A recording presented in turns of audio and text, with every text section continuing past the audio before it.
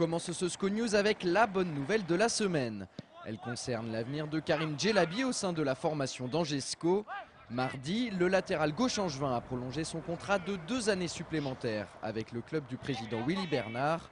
Il est désormais lié au SCO jusqu'en juin 2012. C'était une volonté d'Olivier Piqueux, du coach et du président qui sont venus me proposer une prolongation en récompense un peu du début de saison que je fais. Ça fait toujours plaisir, ça montre un peu qu'ils ont confiance en moi et qu'ils pensent que je peux faire encore quelque chose dans ce club et dans ce groupe cette année, quoi. L'autre grosse actualité de cette semaine, c'est la 22e journée de Ligue 2 et la réception de Clermont Foot demain soir à 20 h au stade Jean-Bouin. Après 2 rencontres successives hors de leur base, les SCOistes ne sont pas mécontents de retrouver leur public et leur pelouse, où ils sont invaincus depuis maintenant plus de 5 mois.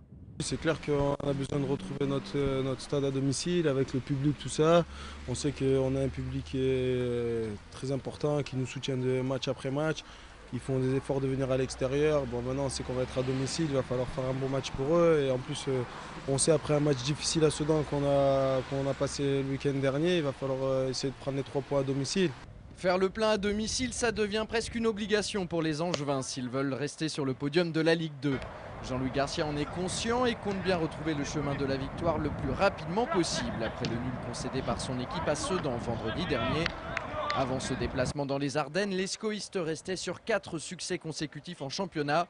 Forcément, à ce rythme-là, on en veut toujours plus. C'est avant tout l'occasion de renouer avec la victoire après un match nul obtenu dans des conditions difficiles à Sedan.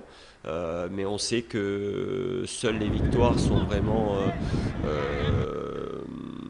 bénéfiques sur le plan comptable. Seul problème, les matchs entre Angers et Clermont sont toujours très disputés. Les 2 équipes sont très proches l'une de l'autre et suivent le même parcours depuis maintenant 2 saisons et demie. Au match aller, les 2 formations s'étaient quittées sur un score nul de 2 buts partout. Je m'attends à un match très difficile contre un rival un peu historique puisque nous sommes montés avec eux. Ils avaient battu tout le record du national et puis ils se sont maintenus l'année dernière d'une façon brillante puisque comme nous à la trêve, ils étaient dans le trio de tête. Et donc voilà, ça va être une belle opposition qui nous attend. Ce constat est partagé côté Auvergnat. Didier Olé-Nicole, l'entraîneur du Clermont Foot, s'attend à une opposition très difficile face aux hommes de Jean-Louis Garcia. D'autant plus qu'en ce moment, la bande à Brunel fait preuve d'une réussite proche de l'insolence. Je pense qu'ils vont jouer le coup de la montée en Ligue 1 jusqu'au bout. Ils sont bien en confiance. Puis en plus, ils ont la réussite parce que les 2 derniers matchs, ils ont pris 3 fois des tirs sur les poteaux et sur la barre à chaque match. Et ça n'a pas voulu rentrer.